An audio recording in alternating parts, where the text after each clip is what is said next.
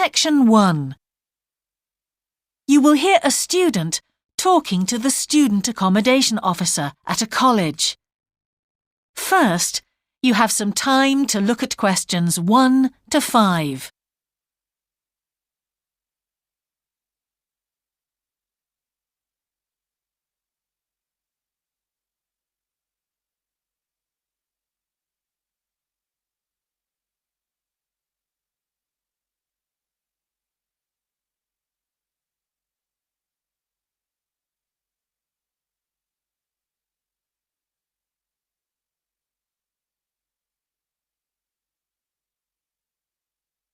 You will see that there is an example that has been done for you.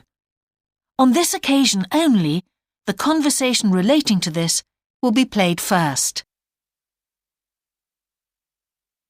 Good morning. Can I help you? Yes, I've just been accepted on a course at the university and I'd like to try and arrange accommodation in a hall of residence. Yes, certainly. Please sit down. What I'll do is fill in a form with you to find out a little more about your preferences and so forth. Thank you. The student wishes to arrange accommodation in a hall of residence, so hall has been written in the space. Now we shall begin. You should answer the questions as you listen, because you will not hear the recording a second time. Listen carefully and answer questions 1 to 5.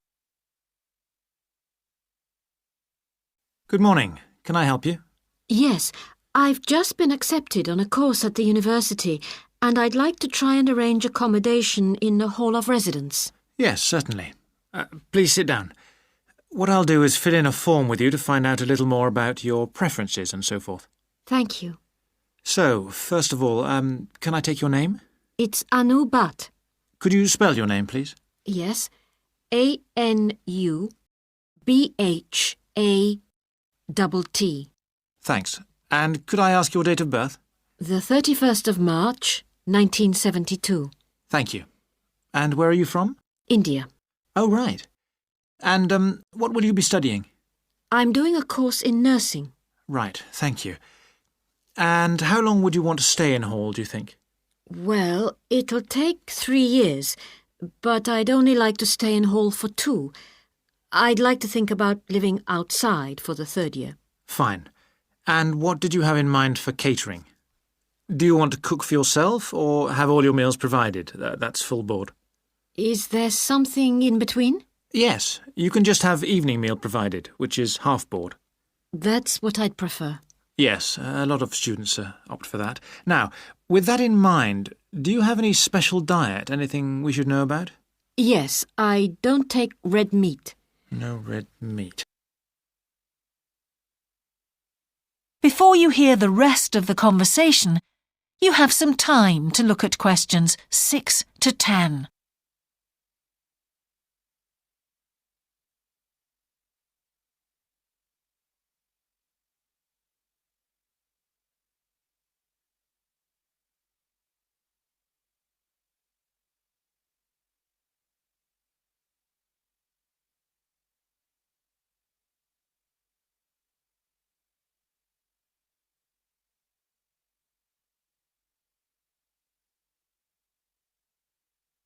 Now listen and answer questions 6 to 10. Now, thinking about the room itself, we have a number of options. You can have a single study bedroom or you can have a shared one. These are both what we call simple rooms. The other alternative is to opt for a single bedsit, which actually has more space and better facilities. There's about £20 a week difference between them. Well, actually my grant is quite generous and I think the bedsit sounds the best option. Lovely. I'll put you down for that and we'll see what availability is like. Now, can I ask some other personal details which we like to have on record? Yes, of course. I wonder if you could let us know what your interests are. This might help us get a closer match for placing you in a particular hall. Well, I love the theatre. Right. And I enjoy sports, particularly badminton. Ah, that's worth knowing. Now, what we finish with on the form is really a list from you of what your priorities are in choosing a hall, and we'll do our best to take these into account. Well, the first thing is I'd prefer a hall where there are other mature students, if possible. Yes, we do have halls which tend to cater for slightly older students. And I'd prefer to be out of town. That's actually very good for you because we tend to have more vacancies in out-of-town halls. Lucky. Yes. Anything else? Well, I would like somewhere with a shared area, a TV room, for example, or something like that. It's a good way to socialise. It certainly is. That's it. Now, we just need a contact telephone number for you. Oh, sure, I'll just find it. It's 667549. Great. So we'll be in contact with you as soon as possible. That is the end of Section 1. Section 2. You will hear a man giving a talk to new members of a wildlife club in the south of England. First, you have some time to look at questions 11 to 13.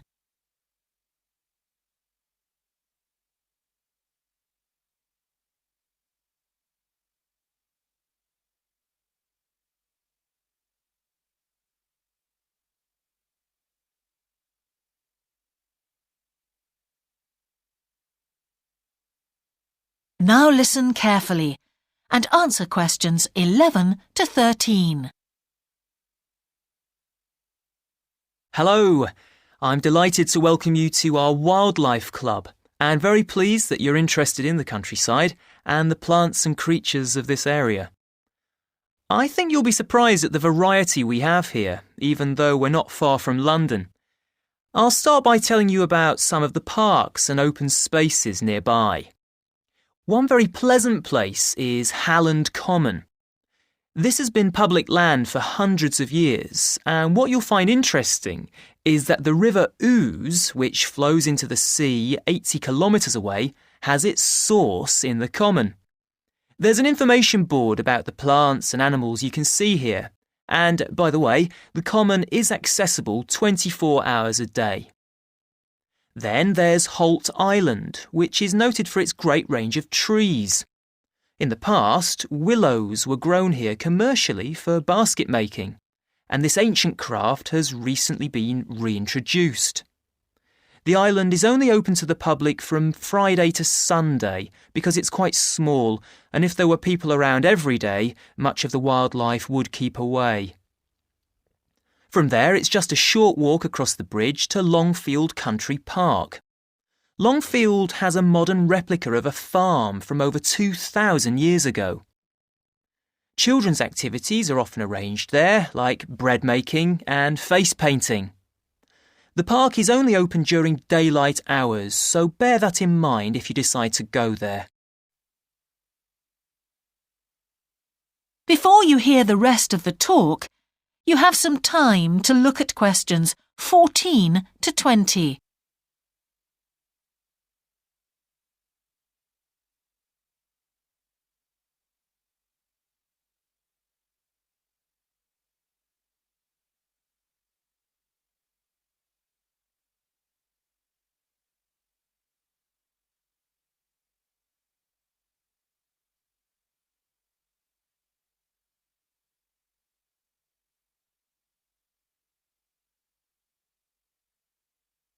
Now listen and answer questions 14 to 20.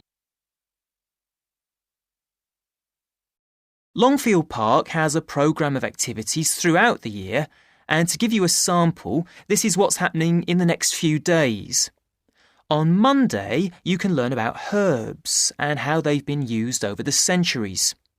You'll start with a tour of our herb garden, practice the technique of using them as colour dyes for cloth, and listen to an illustrated talk about their use in cooking and medicine. Then on Wednesday, you can join local experts to discover the variety of insects and birds that appear in the evening. We keep to a small number of people in the group, so if you want to go, you'll need to phone the park ranger a few days ahead. there's a small charge which you should pay when you turn up. I'm sure you're all keen to help with the practical task of looking after the park, so on Saturday you can join a working party. You'll have a choice of all sorts of activities, from planting hedges to picking up litter, so you'll be able to change from one to another when you feel like it. The rangers will be hard at work all day, but do come and join in, even for just a short while.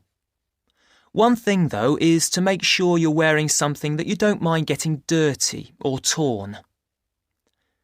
And finally, I'd like to tell you about our new wildlife area, Hinchingbrook Park, which will be opened to the public next month.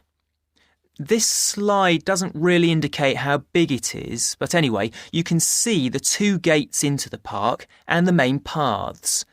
As you can see, there's a lake in the northwest of the park with a bird hide to the west of it at the end of a path, so it'll be a nice, quiet place for watching the birds on the lake. Fairly close to where refreshments are available, there's a dog walking area in the southern part of the park, leading off from the path.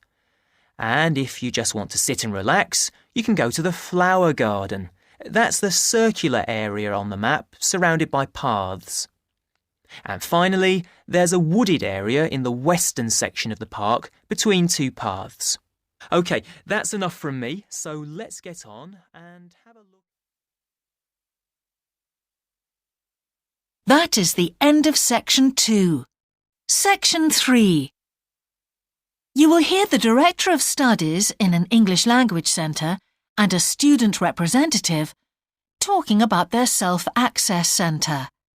First, you have some time to look at questions 21 to 24.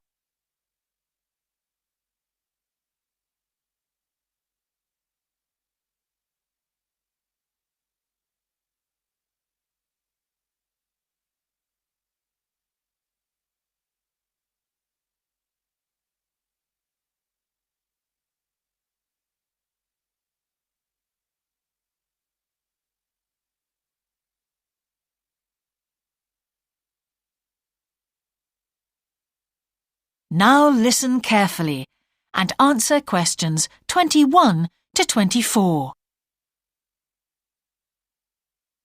Hi, Yun. As you know, I've asked you here today to discuss the future of our self-access centre. We have to decide what we want to do about this very important resource for our English language students. So, can you tell me what the students think about this? Well, from the students' point of view, we would like to keep it. The majority of students say that they enjoy using it because it provides a variation on the classroom routine, and they see it as a pretty major component of their course. But we would like to see some improvements to the equipment, particularly the computers. There aren't enough for one each at the moment, and we always have to share. Well, yes, the teachers agree that it is a very valuable resource. But one thing we have noticed is that a lot of the students are using it to check their personal emails. We don't want to stop you students using it, but we think the computers should be used as a learning resource, not for emails.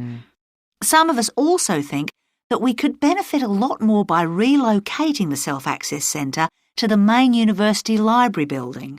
How do you think the students would feel about that, Yun? Well, the library is big enough to incorporate the Self-Access Centre, but it wouldn't be like a class activity anymore. Our main worry would be not being able to go to a teacher for advice.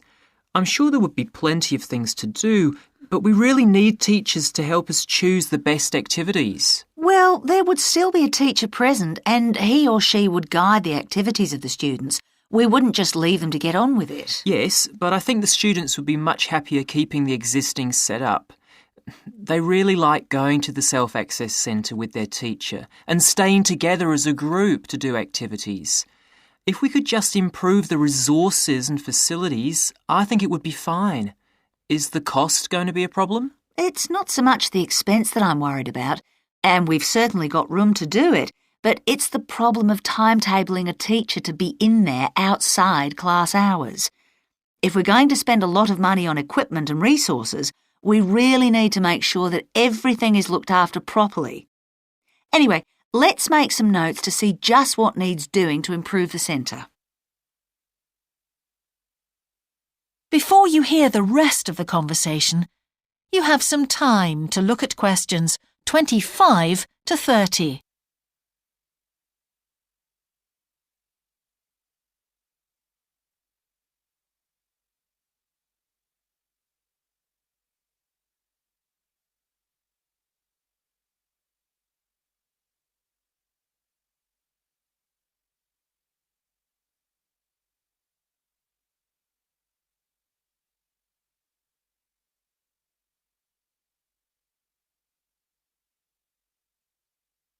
Now listen and answer questions 25 to 30. Now, what about the computers? I think it might be a good idea to install some new models. They would take up a lot less room, and so that would increase the workspace for textbooks and so on. That would be great. It is a bit cramped in there at times.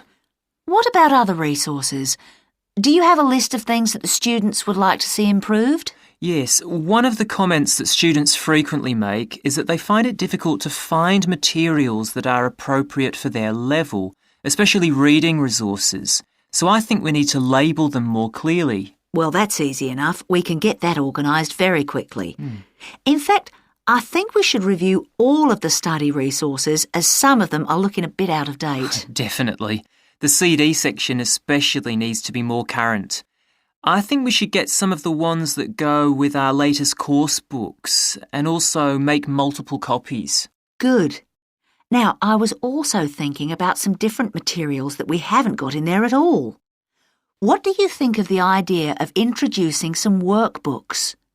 If we break them up into separate pages and laminate them, they'd be a great resource. The students could study the main course book in class and then do follow-up practice in the Self-Access Centre. That sounds good. OK, now finally we need to think about how the room is used. I'll have to talk to the teachers and make sure we can all reach some agreement on a timetable to supervise the centre after class. But we also need to think about security too, especially if we're going to invest in some new equipment. What about putting in an alarm? Good idea. The other thing I'd like to do is talk to our technicians and see whether we could somehow limit the access to email. I really don't want to see that resource misused. What about if we agree to only use it before and after class? Yes, that would be fine. OK, anyway, that's great for now. We'll discuss it further when we've managed to sort. That is the end of Section 3. Section 4. You will hear the beginning of a lecture about business cultures. First, you have some time to look at questions 31 to 40.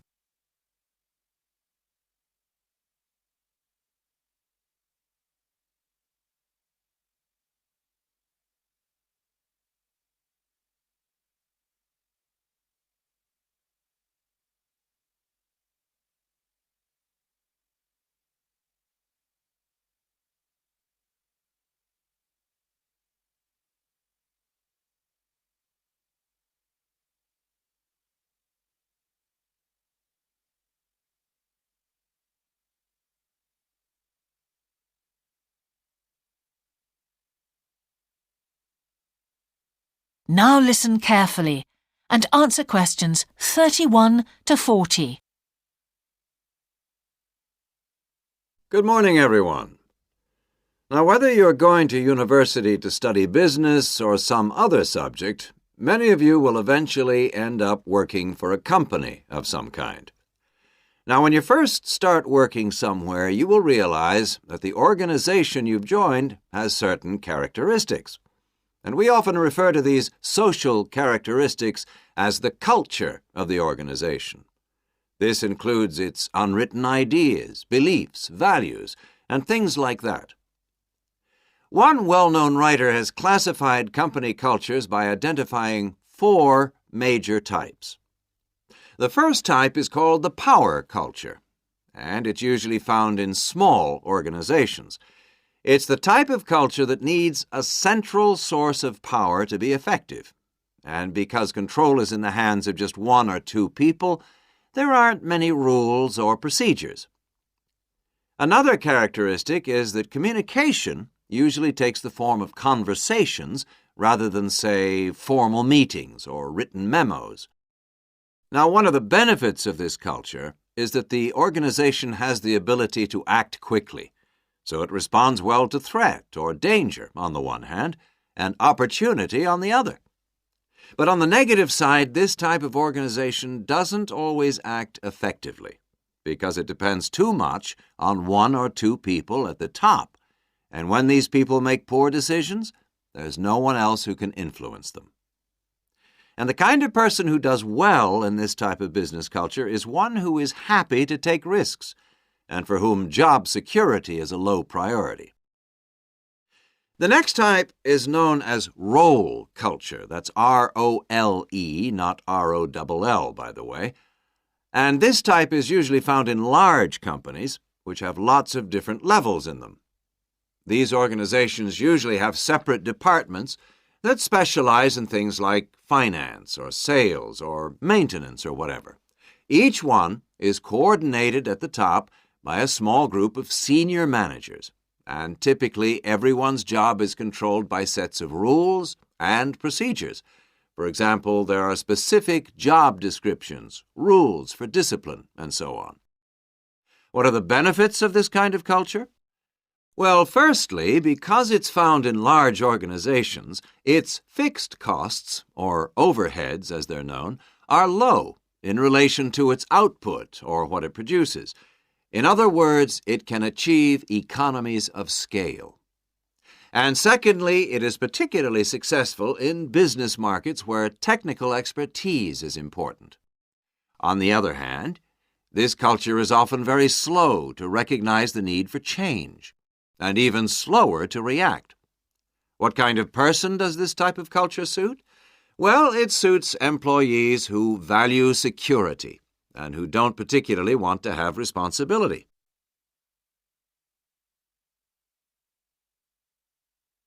Moving on now to task cultures. This type is found in organizations that are project-oriented. You usually find it where the market for the company's product is extremely competitive, or where the products themselves have a short lifespan. Usually, top management delegates the projects, the people, and other resources, and once these have been allocated, little day-to-day control is exercised from the top, because this would seem like breaking the rules. Now, one of the major benefits of this culture is that it's flexible, but it does have some major disadvantages too. For instance, it can't produce economies of scale or great depth of expertise. People who like working in groups or teams prefer this type of culture. And finally, the fourth category is called the person culture. This type is quite unusual. That is the end of section 4.